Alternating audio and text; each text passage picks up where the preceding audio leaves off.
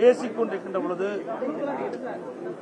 கூட்ட நெரிசல் ஏற்பட்டதாகவும் அதிலே பல பேர் மயங்கி விழுந்து மருத்துவமனைக்கு சேர்க்கப்பட்ட போது அதில் இதுவரை 39 பேர் இறந்துள்ளதாகவும் சுமார் இந்த அரசு மருத்துவமனையிலே 51 பேர் சிகிச்சை பெற்று வருவதாகவும் அதில் 2 பேர் அபாய கட்டத்தில் இருப்பதாகவும்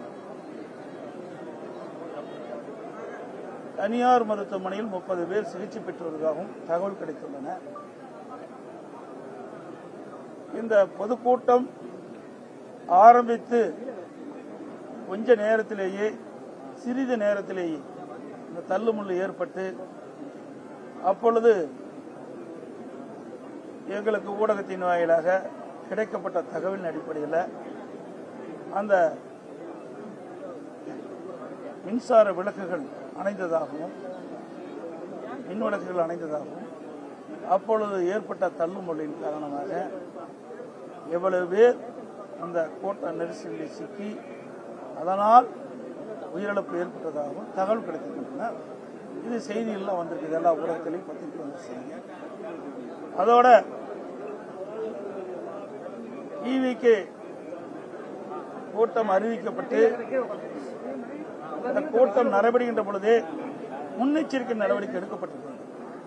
இதற்கு முன்பு இதே கட்சி டிவிகே கட்சி 4 மாவட்டத்தில் அவருடைய தேர்தல் பிரச்சார கூட்டத்தை நடத்தியிருக்கிறார்கள். அந்த 4 கூட்டத்திலும் எப்படி மக்கள் கலந்து கொள்கிறார்கள், எப்படிப்பட்ட நிலைமை என்பதையெல்லாம் ஆய்வு செய்து அதற்கு ஏற்றவாறு முழுமையான பாதுகாப்பு கொடுத்திருக்க வேண்டும் அரசாங்கம், காவல்துறை. அதேபோல அந்த பாதுகாப்பு குறைபாடுகள் இருப்பதாக தொலைக்காட்சியில் பார்க்கின்ற பொழுது தெளிவாக தெரிகிறது. ஏற்கனவே நடந்த மாவட்டத்தில் நடந்த டிவிகே அந்த பிரச்சார கூட்டத்திலும் முழுமையான பாதுகாப்பு வழங்கப்பட்டதாக தெரியவில்லை. இதெல்லாம் தொலைக்காட்சியில் பார்த்தால் நான் இதை குறிப்பிடுகிறேன். அதோட இந்த கட்சி மட்டுமல்ல, அனைத்து இந்திய அண்ணா திராவிட முன்னேற்ற கழகத்தின் சார்பாக நான் எழுச்சி பயணம் மேற்கொண்டிருக்கின்றேன். அந்த நிகழ்ச்சியில் கூட காவல்துறை எங்களுக்கு முழுமையான பாதுகாப்பு கொடுக்கணும். ஒரு 3-4 மாவட்டத்தில் பாதுகாப்பு கொடுத்தாங்க. இது எந்த மாவட்டத்திலுமே இந்த பொதுக்கூட்டம் நடைபெறுகின்ற இடத்தில் காவலர்கள் அந்த பொதுமக்களுக்கு அதாவது இப்படி கூட்ட நெரிசல் ஏற்பட்டால் அதை ஒழுங்குபடுத்துகின்ற பணியில் ஈடுபடவில்லை. அதே நேரத்தில் ஆளுங்கட்சியை சேர்ந்தவர்கள் இன்றைக்கு முதலமைச்சரோ துணை முதலமைச்சரோ மற்ற அமைச்சர்களோ எழுது திமுக கட்சி கூட்டம் நடைபெற்ற பொழுது ஆயிரக்கணக்கான காவலர்களை நியமிக்கின்றார்கள். அவர்களுக்கு பாதுகாப்பு. இந்த அரசாங்கம் ஒருதலை பட்சமாக நடக்கின்றது. இதை இந்த கட்சி அந்த கட்சி என்று பார்க்கக்கூடாது. ஆளுங்கட்சி எதிர்கட்சி என்று பாராம நடுநிலையோடு இந்த அரசாங்கம் செயல்பட வேண்டும். காவல்துறை நடுநிலையோடு செயல்பட வேண்டும். இன்றைக்கு அனைத்து இந்திய அண்ணா திராவிட முன்னேற்ற கழகம் ஆட்சி இருக்கின்ற பொழுது பல்லாயிரக்கணக்கான போராட்டங்கள் நடந்தது. அத்தனை போராட்டங்கள் அனுமதி கொடுத்தோம், முழுமையான பாதுகாப்பு கொடுத்தோம். இப்படிப்பட்ட நிகழ்வுகள் என்னுடைய ஆட்சியிலே நடைபெறவில்லை. ஆனால் திராவிட முன்னேற்ற கழகம் ஆட்சிக்கு வந்த பிறகு கூட்டம் நடத்துவதே பெரிய சிரமம். நீதிமன்றத்திற்கு சென்றுதான் அந்த நீதிமன்றத்தின் மூலமாக அனுமதி பெற்றுதான் கூட்டம் நடத்த வேண்டிய சூழ்நிலை இருக்கின்றது. அப்படி கூட்டம் நடத்துகின்ற சூழ்நிலை இருக்கின்ற பொழுதும் நீதிமன்றம் முறையாக பாதுகாப்பு வழங்க வேண்டும் என்று உத்தரவு பிறப்பிக்கப்பட்டால் கூட இந்த அரசு காவல்துறைகள் எதிர்க்கட்சி என்ற பார்வையில் முழுமையான பாதுகாப்பு கொடுப்பதில்லை. இந்த முழுமையான பாதுகாப்பு கொடுக்கப்பட்டு வந்தால் இந்த தள்ளுமுள்ளுகளை சரி செய்திருக்கலாம், இந்த உயிரிழப்பை தவிர்த்திருக்கலாம். அதோடு ஒரு அரசியல் கட்சி தலைவரும் அதை கூர்ந்து கவனிக்க வேண்டும். இன்னைக்கு 4 மாவட்டத்தில் அவர் சுற்றுப்பயணம் செய்திருக்கிறார். 6 மாவட்டத்தில் சுற்றுப்பயணம் செய்கின்ற பொழுது ஒவ்வொரு மாவட்டத்திலும் எப்படி இருக்கின்றது, அதுல என்னென்ன குறைபாடுகள் இருக்கின்றன, அந்த குறைபாடு எப்படி சரி செய்ய வேண்டும் என்று அவர்களும் அந்த ஆலோசனை பெற்று அதற்கு ஏற்றவாறு அவர்களும் முன்னேற்பாட்டோடு அந்த கூட்டத்தை நடத்த வேண்டும். ஏன்னால் எல்லாமே விலை மதிக்க முடியாத உயிர்கள். ஒரு அரசியல் கட்சி கூட்டம் நடத்தும் என்று சொன்னால் அந்த கட்சியுடைய பாதுகாப்பை நம்பி, அரசாங்கத்தை நம்பி, காவல்துறையை நம்பித்தான் பொதுமக்கள் அந்த பொதுக்கூட்டத்தில் கலந்து கொள்கின்றார்கள். அரசாங்கமும் காவல்துறையும் பொதுக்கூட்டத்தில் நடைபெறுவதற்கு பாதுகாப்பு வழங்க வேண்டும். அதேபோல அரசியல் கட்சி தலைவர்களும் அங்கே குழுவிட கூட்டத்திற்கு ஏற்றவாறு தாங்கள் நடந்து கொள்ள வேண்டும். ஆகவே காலையிலே இன்றைக்கு ஒரு நேரத்தை குறிப்பிடுகிறார்கள். அந்த நேரத்திலே வந்து பொதுக்கூட்டம் நடத்துவதில்லை. பல மணி நேரம் கழித்து வந்து பொதுக்கூட்டம் நடக்கின்ற பொழுது அதிலே சில பிரச்சனைகள் ஏற்படுகின்றன. இதையெல்லாம் தவிர்த்துக் கொள்ள வேண்டும். இது நான் யாரையும் குற்றம் சொல்லி இந்த நேரத்தில் குற்றம் சொல்வது பொருத்தமாக இருக்காது. விலை மதிக்க முடியாது நாம் உயிரை இழந்திருக்கின்றோம். இதுவரை தமிழகம் மட்டுமல்ல, இந்தியாவிலேயே ஒரு அரசியல் கட்சி நடத்துகின்ற பொதுக்கூட்டத்தில் இவ்வளவு உயிரிழப்பு ஏற்படுகிறது. இன்றைக்கு தமிழகத்தில் நம்முடைய சகோதர சகோதரிகள் இன்றைக்கு விலை மதிக்க முடியாத உயிரை நாம் இழந்திருக்கின்ற நேரத்தில் மிகுந்த அதிர்ச்சியும் வேதனையும் வருகிறது. இந்த கட்சி அந்த கட்சி என்றெல்லாம் பார்க்க பொதுமக்கள் என்ற கண்ணோட்டத்தோடு நாங்கள் பார்க்கின்றோம். ஆக இது மிகுந்த வேதனையோடு இந்த கருத்தை நான் தெரிவிக்கின்றேன். ஆக இன்று அரசியல் கட்சி தலைவர்கள் இன்றைக்கு எதையும் சிந்தித்துள்ளார். அனைத்து இந்திய அண்ணா திராவிட முன்னேற்ற அல்லது பல்வேறு கட்சிகள் தமிழகத்தில் இருக்கின்றன. அவர்களும் பல பொதுக்கூட்டங்களை நடத்தியிருக்கின்றார்கள். அனுபவம் இருக்கின்றது. அந்த இடத்துல எவ்வளவு கூட்டம் வரும், ஒரு மாவட்டத்தில் எவ்வளவு கூட்டம் வரும், ஒரு தொகுதியில் எவ்வளவு கூட்டம் வரும், அந்த கூட்டத்தை எப்படி சமாளிப்பது, எப்படி ஒழுங்குபடுத்துவது என்பதெல்லாம் அவர்களுக்கு ஓரளவு அனுபவம் இருக்கின்றது. தமிழகத்தில் இருக்கின்ற அரசு கட்சிகள் ஒரு அனுபவம் இருக்கிறது. அந்த அடிப்படையிலே பொதுக்கூட்டம் நடக்கின்ற காரணத்தினால் இப்படிப்பட்ட தள்ளுமுறை ஏற்படுகிற பொழுது அதை ஒழுங்குபடுத்திக் கொள்கிறார். அதை மற்றவர்களும் கடைபிடிக்க வேண்டும். உயர்நீதிமன்றம் பல்வேறு வழிகாட்டுதல்களை சொல்லியிருக்கு. இந்த அரசாங்கம் காவல்துறையும் இதில் முழு கவனம் செலுத்த வேண்டும். மெரினா கடற்கரையில் எங்கே ஏர் ஷோ நடந்தது. அதுல சரியான முறையில் பாதுகாப்பு ஏற்பாடு செய்யப்படாத காரணத்தினால சுமார் 5 பேர் இறந்து விட்டாங்க. அங்கேயே அப்படிப்பட்ட சம்பவம் நடைபெறுகின்ற பொழுது இப்படி ஒரு அரசியல் கட்சி தலைவர்கள் ஒரு பொதுக்கூட்டத்தை ஏற்பாடு செய்கின்ற பொழுது ஏற்கனவே 4 மாவட்டத்தில் இந்த பொதுக்கூட்டம் நடைபெற்றிருக்கின்றது. இதெல்லாம் என்னென்ன பிரச்சனை என்பது இன்றைக்கு அரசும் காவல்துறையும் ஆய்வு செய்து அதற்கு தக்கவாறு பாதுகாப்பு வழங்கியிருந்தால் இந்த உயிர் சேதத்தை தடுத்திருக்கிறார். காவல்துறை வந்து ஒழுங்குபடுத்தினா எங்க கூட்டத்துக்கு எங்க கட்சிக்கு வரக்கூடிய அந்த கூட்டத்துக்கு வரக்கூடிய தொண்டர்களை அவங்க வந்து விரட்டி அடிக்கிறாங்க அப்படின்ற ஒரு குற்றச்சாட்டை அவங்க தலைவர்கள் முன்வைக்கிறாங்க. இதெல்லாம் நீங்க சொல்ற நீங்க கேட்கிற கேள்வி. இது வந்து நாங்களும் பொன்விழா கண்ட கட்சி, 32 காலம் ஆட்சி செய்த கட்சி, இப்படி எங்கேயுமே இப்படி தடை செஞ்சது கிடையாது. ஆக வேண்டுமென்றே திட்டமிட்ட ஆளுங்கட்சிக்கு ஒரு நீதி, எதிர்கட்சிக்கு ஒரு நீதியாக இருக்கக்கூடாது. ஆளுங்கட்சியோட முதலமைச்சர் இருக்கின்ற பொழுது கூட்டமே இல்லாத இடத்துல கூட ஆயிரக்கணக்கான காவலர்களை நிறுத்தி பாதுகாப்பு கொடுக்கிறாங்க. அதனால குறை சொல்ல இருந்தாலும் அவர்களுக்கு எப்படி பாதுகாப்பு கொடுக்கிறார்களோ அதே போல இன்றைக்கு நாட்டு மக்களுக்கும் பாதுகாப்பை வழங்குவது அரசுடைய கடமை, முதலமைச்சருடைய கடமை, காவல்துறையுடைய கடமை. அந்த கடமையில் இருந்து அவர்கள் தவறிவிட்டார்கள். அதனால் இந்த உயிரிழப்பு ஏற்பட்டது. ஒரு நபர் கமிஷன் அமைச்சிருக்கிறாங்க. இவ்வளவு வேகமா துரிதமா இந்த ஒரு நபர் கமிஷன் அமைப்பதில் என்ன நோக்கம் எனக்கு தெரியல. அமைச்சிருக்கிறாங்க. இப்ப நான் வந்து நேற்றைய தினம் சென்னைக்கு போயிருந்தேன். இரவு தான் 2 மணிக்கு தான் வீடு போயிருந்தேன். காலையில் எழுந்தவுடன் தான் வந்தேன். உங்க தொலைக்காட்சியில் பார்க்கிற செய்தி வச்சு தான் இந்த பேட்டியை நான் கொடுத்துருக்கேன். அது மட்டும் இல்லை, நான் வருகின்ற பொழுது கிடைக்கப்பட்ட தகவல் விஜய் அவர்கள் அந்த கூட்டத்தில் பேசிட்டு இருக்கும் போது இடையில் ஆம்புலன்ஸ் வருது. அப்ப அவருடைய ஒரு கொடி பேரை சொல்லி இந்த கொடி கட்டிட்டு இவ்வளவு ஆம்புலன்ஸ் எதுக்கு வருதுன்னு கேட்கிறார். இதெல்லாம் மிகப்பெரிய சந்தேகத்தை எழுப்புகிறது.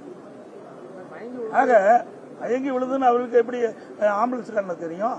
கூட்டம் நடத்துறாங்க, மேல இருக்கிறாங்க, மேல ஏறி பார்த்தீங்கன்னா எல்லாமே தெரியும். நானும் கூட்டத்தில் போய் 163 தொகுதிக்கு போயிட்டு வந்திருக்கிறேன். மேல இருந்து பார்த்தா எல்லாமே தெரியும். அப்படி முன்கூட்டியே பல ஆம்புலன்ஸ் விரைந்து சைலண்ட் ஒளியில் வந்துகிட்டு இருக்கும்போது அவர் சொல்றாரு, எதுக்கு இந்த ஆம்புலன்ஸ் வருதுன்னு அவர் அந்த கூட்டத்திலேயே பேசுறது நான் தொலைக்காட்சியில் பார்த்தேன். ஆக இதெல்லாம் ஒரு சந்தேகம் இருக்குது. இதெல்லாம் ஒரு முழுமையாக விசாரிக்கப்பட வேண்டும் என்பதுதான். 27,000 பேர் கலந்துட்டாங்கன்னு சொல்லி போலீசார் வந்து விளக்கம் கொடுத்திருக்காங்க. அவங்க கிரௌட் அதிகமா வந்துச்சு, எங்கிட்ட கேட்ட அனுமதியில வந்து 10,000 பேர் தான் கலந்துக்குவாங்கன்னு சொன்னாங்க. அவங்க 27,000 பேர் வந்தது எங்களால என்ன பண்ண முடியும்? 4 மாவட்டத்தில் நடந்திருக்கு. 4 மாவட்டத்தில் இதே கட்சியுடைய தலைவர் பொதுக்கூட்டம் நடத்தியிருக்காரு. அந்த பொதுக்கூட்டத்தில் எவ்வளவு பேர் வந்து கலந்துட்டாங்க, எவ்வளவு பேர் எழுதி கொடுத்தாங்கன்னு இந்த காவல்துறைக்கு தெரியாதா, இந்த அரசாங்கத்துக்கு தெரியாதா? ஆகவே அவருடைய கடமையிலிருந்து தட்டி கலப்பதற்காக இந்த அறிவிப்பை கொடுத்திருப்பதை நான் கருதுகிறேன். சார், இந்த நிகழ்வுக்கு பொறுப்பேற்று விஜய் மீது நடவடிக்கை எடுக்கப்படும். இதையெல்லாம் நீங்க கேட்கிற கேள்வி எல்லாம் வந்து ஒரு கற்பனையான கேள்வியை தான் நான் பார்க்குறேன். நடவடிக்கை எடுப்பாங்களா எடுக்க மாட்டாங்களா? ஏங்க இவ்வளவு பெரிய துயரம் நடந்தது, அதைத்தான் பார்க்கணும். இன்றைக்கு போன உயிர் மேல முடியும். நம்ம குடும்பத்தில் ஒருத்தர் இழந்தா நமக்கு எவ்வளவு வேதனை நினைக்கணும். அரசியலுக்கு அப்பாற்பட்டு பேசணும். தயவு செய்து அரசியல் இது எந்த இடத்துல தவறு நடந்தது, அது எப்படி என்ன காரணத்துக்கு நடந்தது, இதைத்தான் நாம் அலைசி ஆராய்ந்து அதற்கு ஒரு இறுதி வடிவம் கொடுக்க வேண்டும். இனி எதிர்காலத்தில் இப்படிப்பட்ட நிகழ்வு ஏற்படாதுன்னு பார்க்க வேண்டும். இதையெல்லாம் பார்க்க வேண்டும். இதை விட்டு இது இப்படி நடக்குமா அப்படி நடக்குமா, இது இதையெல்லாம் வந்து பேசுவது இந்த இடத்தில் சரியாக இருக்காது என்பது என்னுடைய கருத்து. அது மட்டும் இல்ல, இப்படி சம்பந்தப்பட்டவர் வந்து அந்த மக்களை பார்க்கவே இல்லை இது வரைக்கும். நேற்று இது வரைக்கும் அவங்க கட்சிக்காரர்களே அவரை வந்து பார்க்கலைங்கிற நான் சொல்றேனே, மதிப்பு முடியாத விலை மதிக்க முடியாத உயிரை இழந்து இருக்கிறோம். இந்த நேரத்தில் ஒவ்வொருவரும் எந்த மனநிலையில் இருப்பார் என்று நமக்கு தெரியாது. ஒவ்வொருவரும் ஒரு மனநிலையில் எப்படி இருப்பார் நமக்கு தெரியாது. எங்களை பொறுத்த வரைக்கும், நம்முடைய இயக்கத்தை பொறுத்த வரைக்கும் மனித உயிர் முக்கியம். மக்கள் அரசியல் கட்சி தலைவர்கள் கூட்டத்தில் கலந்து கொள்கின்ற பொழுது அந்த கலந்து கொண்டிருக்கின்ற மக்களுக்கு எவ்வித பாதிப்பும் இல்லாமல் இருக்க வேண்டும் என்பது நினைப்பார். இனி எதிர்காலத்தில் இப்படிப்பட்ட நிகழ்வு ஏற்படக்கூடாது. அதைத்தான் நான் இன்னைக்கு சொல்லிட்டு இருக்கிறேன். நடந்த நிகழ்வு வந்து மிக மிக ஒரு கொடூரமான நிகழ்வாக தான் நான் பார்க்கிறேன். மிக மிக வேதனையான ஒரு அதிர்ச்சியான நிகழ்வாக தான் பார்க்கிறேன். இன்றைக்கு நான் ஏற்கனவே குறிப்பிட்டதை போல இன்றைக்கு இதுவரை தமிழகத்திலும் சரி இந்தியாவிலும் சரி ஒரு அரசியல் கட்சி பொதுக்கூட்டத்தில் இவ்வளவு பேர் இறந்ததாக தெரியவில்லை, எனக்கு தெரிந்தவரை தெரியவில்லை. ஆக இது பல பேர் 39 பேர் இறந்திருக்காரு சொன்னால் சாதாரணமாக எடுத்துக்கொள்ள முடியாது. விஜயோட அரசியல் அனுபவம் இல்லாத இதற்கு காரணம் எடுத்துக்கலாமா சார்? அரசியல் அனுபவம் பொதுவாக சொல்லுங்க, ஒருவரை குறிப்பிட்டு சொன்னால் சரியாக எல்லா அரசியல் கட்சி தலைவர்களுமே இதை உன்னிப்பாக கவனிக்க வேண்டும். இன்றைக்கு மற்ற கட்சிகள் எல்லாம் அணுவும் உள்ள கட்சிகள், அந்த அணுவும் உள்ள கட்சியை சேர்ந்த தலைவர்கள் அவருடைய தொண்டர்கள் இருக்காங்க, நிர்வாகிகள் இருக்காங்க, ஒரு கட்டமைப்பு இருக்கு.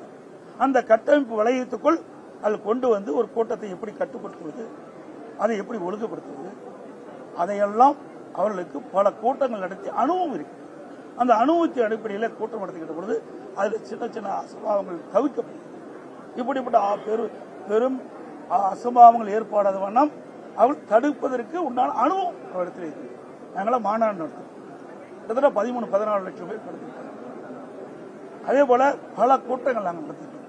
அதுபோல பல அரசியல் கட்சி தலைவர் தமிழகத்தில் இருக்கின்ற பல அரசியல் கட்சிகள் பல கூட்டங்கள் நடத்தியிருக்குது. அதையெல்லாம் அங்கு இருக்கின்ற தலைவர்கள், இரண்டாம் கட்ட தலைவர்கள், அங்காக இருக்கின்ற பகுதியில் இருக்கின்ற அந்த கட்சியுடைய நிர்வாகிகள், அவர்கள் அவருடைய தொண்டர்கள், அவர்களெல்லாம் பல கூட்டத்தில் கலந்து கொண்டு அனுபவம் இருக்கின்றனர். அந்த அனுபவத்தின் அடிப்படையில் அவர்கள் அந்த கூட்டத்தை ஒழுங்குபடுத்திக் கொள்கிறார்கள். தொடர்ந்து விஜய் திமுகவை தொடர்ந்து எதிர்ப்பாதான் எல்லா கூட்டங்களையும் பேசிட்டு இருந்தாரு. முதல்வர் இந்த சம்பவம் நடந்தோடனே சென்னையில இருந்து இங்க வந்ததா இருக்கட்டும், ஒரு நபர் குழு அமைத்ததா இருக்கட்டும், 10 லட்சம் நிவாரணம் வழங்கியதா இருக்கட்டும், இதுல ஏதாவது அரசியல் இருக்குன்னு நினைக்கிறீங்களா சார்? இதெல்லாம் அரசுடைய கடமைங்க. முதலமைச்சர் வந்து இந்த கடமையில செஞ்சுதான் ஆகணும். அந்த ஸ்தானத்தில் இருக்காரு, அதை அவர் செய்யறாரு. எல்லா இடத்துலயும் தானே எல்லா அரசாங்கமும் அப்படித்தான் செய்யும். எந்த அரசாங்கமாக இருந்தாலும் இப்படிப்பட்ட நிகழ்வுகள் ஏற்படுகின்ற பொழுது உடனுக்குடன் மக்களுக்கு தேவையான உதவிகளை செய்வதுதான் அரசுடைய கடமை. அந்த கடமையை தான் இந்த அரசாங்கம் செஞ்சு. இதே போல கள்ளக்குறிச்சியில நடந்தது. ஆனா அப்ப முதல்வர் போகல, இப்ப இவ்வளவு ஆர்வமா வந்திருக்கிறாரு. சோ அதை எப்படி சார் எடுத்துக்கலாம்? அது வேற, இது வேற. இதை வந்து பிரிச்சுக்கலாம். இது அரசியல் சம்பந்தப்பட்ட அரசியல் கட்சி, அது வந்து தனிப்பட்ட முறையில் வரணும். அதையுமே அரசாங்கம் செய்த தவற காரணத்தில் தான் 68 பேர் உயிரிழந்திருக்கிறாங்க. ஒரு இறப்பதற்கு தான் 68 பேர் இறப்பதற்கு முந்தைய நாள் ஒரு சம்பவம் நடந்தது. அந்த சம்பவத்தில் அங்க இருக்கிற விஷச்சாராயத்தை பல பேர் குடிக்கிறாங்க. குடிச்சு மருத்துவமனையில் சேர்க்கணும். மருத்துவமனையில் சேர்க்கப்பட்டவுடன் அவர்கள் இறக்கின்ற நிலை ஏற்படும். அப்பொழுது மாவட்ட ஆட்சித்தலைவர், மாவட்ட காவல்துறை கண்காணிப்பாளர் ஒரு சட்டமன்றம் அமர்ந்து கொண்டு பேட்டி கொடுக்கிறார். அப்பொழுது உண்மை செய்தியை வெளியிடப்பட்டிருந்தால் அந்த உயிரிழப்பை தவிர்த்திருக்கலாம். ஆனால் என்ன காரணத்திற்காகவோ உண்மையை மறைத்து அந்த செய்தி வெளியிட்டதின் விளைவு 68 பேர் உயிரிழப்பு நிலை ஏற்பட்டது. அதில் உண்மை செய்தி விஷசாராயம் குடித்து தான் எவர்கள் இறந்திருக்கின்றார்கள். நீங்கள் நிருபர்லாம் கேட்குறீங்க, நான் பார்த்தேன், தொலைக்காட்சியில் பார்த்தேன், உங்களுக்கு எல்லாமே தெரியும். நீங்கள் இந்த கேள்வி கேட்கும்போது அதெல்லாம் இல்லை, அவர்கள் உடல்நிலை சரியில்லாத காரணத்தில் பல்வேறு காரணத்தை மாவட்ட ஆட்சியர் சொல்கிறார், அதனால் அவள் இறந்து விட்டார் என்ற செய்தியை சொல்கிறார். ஆக உண்மை நிலையை அவர்கள் சொல்லியிருந்தால் அடுத்த நாள் இவர்கள் இறந்துட்டாங்கள முந்தைய நாள், அடுத்த நாள் துக்கம் விசாரிக்க சென்றவர்கள் இந்த விஷசாராயத்தை குடித்திருக்க மாட்டார்கள், உயிரிழப்பை தவிர்த்திருக்கலாம். ஆனால் மாவட்ட ஆட்சித்தலைவர்கள் யாரை காப்பாற்ற வேண்டும் என்ற நோக்கத்திற்காக உண்மையை மறைத்து தவறான செய்தியை ஊடகத்தின் பத்திரிகையின் வாயிலாக வெளியிட்டதன் விளைவு அடுத்த நாள் அந்த இறந்தவர்களுடைய துக்கத்திற்கு சென்றவர்கள் அங்கே விற்கப்பட்ட விஷசாராயத்தை குடித்த காரணத்தினால் இறந்திருக்கிறார். இதுக்கு முழுக்க அரசாங்கம்தான் காரணம், அவர்கள்தான் இதை ஏற்றுக்கொள்ள வேண்டும். அதனாலதான் முதலமைச்சர் அங்கு போய் அங்கே பாதிக்கப்பட்டவர்களை சந்திக்கவில்லை என்று நான் கருதுகிறேன். கூட்டங்களை நடத்திட்டாரு, அதே மாதிரி தொடர்ந்து காவல்துறை வந்து பாதுகாப்பு கொடுத்திருக்காங்க. இப்ப வரை நடைபெற்றுள்ள எதிர்கட்சி தலைவரா இவங்க இந்த அரசாங்கத்தோட நடவடிக்கை எப்படி சார் இருக்கு? ஏற்கனவே நான் சொல்லியிருக்கேன், பல விளக்க சொல்லியிருக்கேன். நான் சொன்ன விளக்கெல்லாம் உங்களுக்கு நல்லா புரிஞ்சிருக்குன்னு நினைக்கிறேன். ஒரு அரசாங்கம் ஒரு அரசியல் கட்சி பொதுக்கூட்டம் நடத்துகின்ற பொழுது அதற்கு முழு பாதுகாப்பு கொடுப்பது அரசின் கடமை, காவல்துறை. எதை அவர்கள் முறையாக செய்யவில்லை என்பதுதான் இன்றைக்கு ஊடகத்திலும் பத்திரிகையிலும் வர செய்தியின் மூலமாக நான் தெரியும். இதெல்லாம் நான் உங்களுடைய ஊடகத்தில் பார்த்து தான் சொல்லிட்டு சார், இது எங்களை பொறுத்த வரைக்கும் விலை மதிக்க முடியாத இவ்வளவு நிவாரணம் கொடுத்தாலும் ஈடாக. ஏன்னா அரசாங்கம் நிவாரணம் அறிவிக்கப்பட்டிருக்கிறது. என்னுடைய தலைமை பொறுப்பாளர்